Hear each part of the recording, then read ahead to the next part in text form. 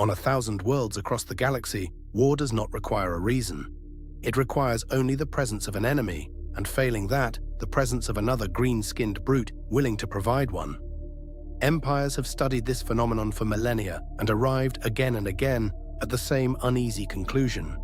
Here is a species that seems to exist for no purpose beyond combat itself, that grows stronger the longer it fights, and that spreads across the stars not through conquest in any conventional sense, but through something closer to a plague of pure aggression. Where did such a species originate? What sustains it when it appears to have no economy, no diplomacy, and no interest in anything resembling governance? And why, after tens of thousands of years of contact, does it remain one of the most persistent and least understood threats the Imperium has ever faced? This is the story of the Orcs. To begin any serious study of the Orcs, one must confront a question that has occupied Imperial biologists and Adeptus Mechanicus savants for centuries. Where did they come from? And who, if anyone, made them this way? The evidence, fragmentary as it is, points toward an origin far older than the Imperium itself, reaching back into the same distant epoch that produced the Necrons and their ancient enemies. Many scholars now accept that the Orcs were engineered, deliberately and with considerable sophistication, by the Old Ones, that eldest of galactic civilizations, during the long and terrible conflict historians call the War in Heaven. Facing an enemy of overwhelming and tireless numbers in the Necrons, the Old Ones are believed to have created a soldier race of their own, one that could be produced quickly, fight without hesitation, and replace its own losses at a pace no biological army had ever achieved before. If this account is accurate, then the Orcs were never meant to build an empire. They were meant to be expended, generation after generation, as a living wall against extinction. The tragedy and the terror is that the war ended, the Old Ones fell, and the weapon they built simply kept going. What makes the Orcs so effective as instruments of war becomes clear the moment one examines their physiology, which differs from nearly every other form of life encountered across the galaxy. An Orc is not born in any sense a human would recognize. It grows from spores, vast fungal networks that spread unnoticed through soil, rock, and even the hulls of derelict ships, lying dormant until conditions favor their germination. A single battlefield soaked in Orc blood can, within a matter of months, produce an entirely new generation of warriors from spores released by the fallen, a self-perpetuating cycle that makes lasting victory against them extraordinarily difficult to achieve. Their bodies are built for endurance and violence in equal measure, dense with muscle, resistant to injuries that would kill most other creatures outright, and capable of healing at a pace that borders on the miraculous. Their skin, famously, carries a deep green pigmentation, the product of a peculiar type of algae living in a symbiotic relationship within their flesh, one of several biological adaptations that make the Orc body less a single organism and more an entire ecosystem organized around a singular purpose. Perhaps the most remarkable feature of Orc biology, however, is its relationship to belief. Orc physiology responds, in ways that continue to defy conventional scientific explanation, to the confidence and expectation of the Orcs themselves. A vehicle assembled from scrap metal and held together by rivets that should never bear the load placed upon them will, more often than not, function exactly as its Orc creators expect it to, provided those Orcs believe fervently enough that it will work. Guns of grotesquely impractical design fire true because their wielders never doubted that they would. This phenomenon has led many Imperial researchers to conclude that the Orcs possess a form of latent collective psychic power, one that operates not through training or ritual, as it does among human psykers, but through sheer, unexamined certainty. It is a power the Orcs themselves neither understand nor particularly care to understand. They simply know that their weapons work, that their vehicles run, and that the galaxy bends in small but measurable ways to accommodate what they expect of it. This latent psychic capacity finds its fullest and most dangerous expression in a phenomenon known as the Waaagh, a term the Orcs themselves use both for their military campaigns and for the peculiar psychic energy that fuels them. When large numbers of Orcs gather with a shared purpose, typically the pursuit of a fight substantial enough to satisfy their appetite for combat, their combined psychic presence generates a field of energy that grows stronger as their numbers increase. This field, in turn, feeds back into the Orcs themselves, making them faster, stronger, and more resilient the longer and larger the campaign continues. A modest raiding party might exhibit only slightly enhanced capabilities. A true Waaagh, encompassing hundreds of thousands or even millions of Orcs united under a single powerful warlord, can produce psychic effects detectable across an entire sector, warping probability in the Orcs' favor, and in the most extreme cases, drawing in Orc populations from neighboring systems who feel the call of the gathering conflict without ever having received any conventional summons. It is, in effect, a war that generates its own momentum, growing stronger the longer it is allowed to continue, which is precisely why Imperial commanders regard the early containment of any Waaagh as a matter of the highest strategic priority. The Orcs' approach to warfare itself reflects this same underlying philosophy, one in which enthusiasm and momentum matter more than doctrine or careful planning. Orc tactics rarely involve sophisticated strategy in the sense that human or Eldar commanders would recognize it.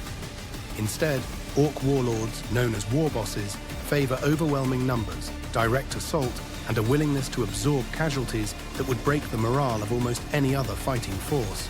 This is not recklessness born of stupidity, though Orc intelligence in matters of technology and administration is admittedly limited.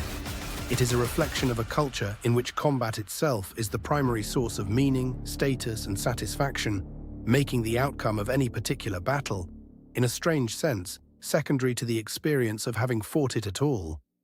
Yet this apparent simplicity conceals genuine tactical intelligence in certain specialized roles.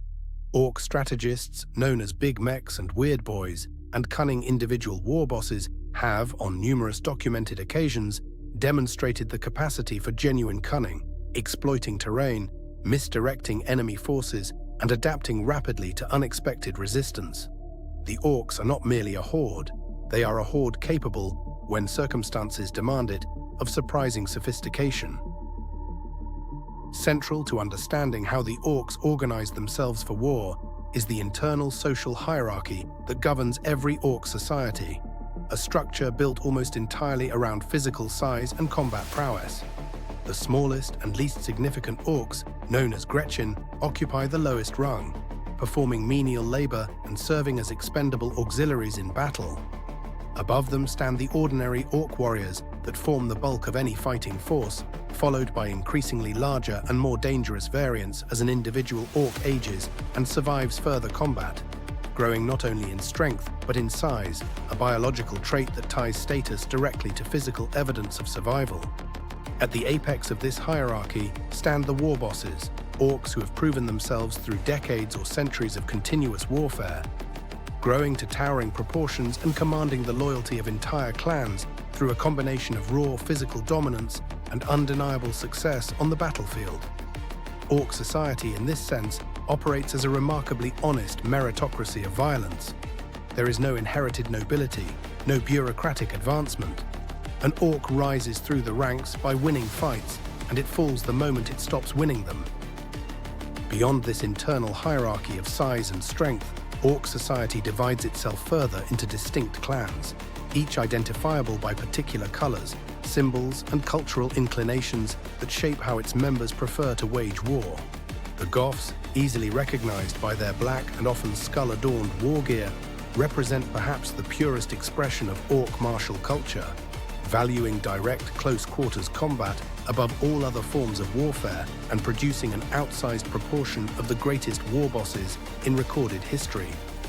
The Blood Axes, by contrast, have developed a genuine, if crude, appreciation for tactics and strategy, going so far as to study and occasionally imitate the fighting methods of other species, a trait that other Orc clans regard with considerable suspicion, viewing such behavior as a betrayal of proper Orcish values. The Evil Sons prize speed above all else, obsessively pursuing ever faster vehicles in the conviction, seemingly validated by their peculiar psychic biology, that a vehicle painted red will always move faster than one that is not. The Death Skulls, meanwhile, have built an entire cultural identity around looting, scavenging technology and equipment from every enemy and ally alike, with a thoroughness that borders on the compulsive. Other clans, including the Bad Moons, with their fixation on wealth and gaudy display, and the Snakebites, who favor primitive weapons and beasts of war over more advanced technology, round out a cultural landscape considerably more varied and distinct than most outside observers initially assume. Underlying every clan and every individual Orcs' behavior is a religious and cultural framework, built around two central deities, Gork and Mork, whom the Orcs themselves generally regard as two aspects of a single unified concept of proper Orcish behavior in war. The precise distinction between the two remains a subject of good-natured but occasionally violent disagreement among the Orcs themselves, though the most common understanding holds that Gork represents brutal, direct strength, while Mork represents cunning and sly deception, two approaches to combat that together encompass everything an Orc considers admirable. This shared belief system, informal as it may appear from the outside, provides genuine cultural cohesion across a species otherwise defined by near-constant internal conflict. Orcs fight each other with almost the same enthusiasm they bring to fighting outsiders, yet the shared reverence for Gork and Mork, along with a broader cultural understanding of what constitutes a proper fight, prevents this internal violence from ever fully fracturing Orc civilization into permanent irreconcilable divisions. The technological capabilities of Orc civilization present a puzzle that has occupied Imperial engineers for as long as contact between the two species has existed. By any conventional standard of engineering, Orc technology should not function. Vehicles are assembled from mismatched scrap, held together with improvised welds and an almost total disregard for structural integrity. Their weapons frequently more dangerous to their own operators than to any intended target. And yet these machines perform, often at levels that rival or exceed comparable Imperial equipment, a fact that returns the discussion to the peculiar psychic properties woven into Orc biology.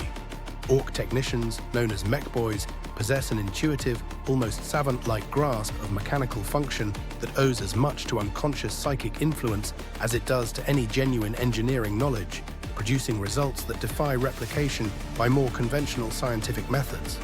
This technological capability scales upward from simple hand weapons to massive war machines, including armored vehicles, aircraft, and, in the case of the largest and most successful Orc empires, functional starships and even orbital superstructures, all built with the same characteristic disregard for conventional engineering principles, and all functioning regardless. It is important in any serious accounting of the Orc threat to recognize that Orc civilization does not remain static or contained within any single region of the galaxy. Orc populations exist across countless worlds, some hidden on the fringes of explored space, others openly contesting territory with the Imperium and other galactic powers, and still others lying dormant, waiting only for sufficient provocation or opportunity to erupt into open warfare. Historical records document numerous Waaghs of extraordinary scale, campaigns in which a single dominant warboss succeeded in uniting Orcs from dozens or even hundreds of worlds under a single banner, generating military forces numbering in the tens of millions and threatening entire sectors with what amounts to outright collapse. Such campaigns rarely end through decisive military victory in the conventional sense. They tend instead to burn themselves out, as the psychic energy sustaining the Waaagh dissipates once the presiding warboss is killed, once the available targets for conflict are exhausted, or once the sheer scale of the gathering horde becomes logistically unsustainable even by Orc standards. This pattern offers a measure of grim comfort to those who study the Orc threat, since it suggests that even the largest Waaagh carries within it the seeds of its own eventual dissolution. It offers considerably less comfort to anyone whose world happens to lie in the path of that Waaagh before it burns out. What makes the Orc threat especially difficult to fully eliminate is the same biological trait that makes them so resilient on the individual level: their capacity for near-limitless reproduction through spore propagation.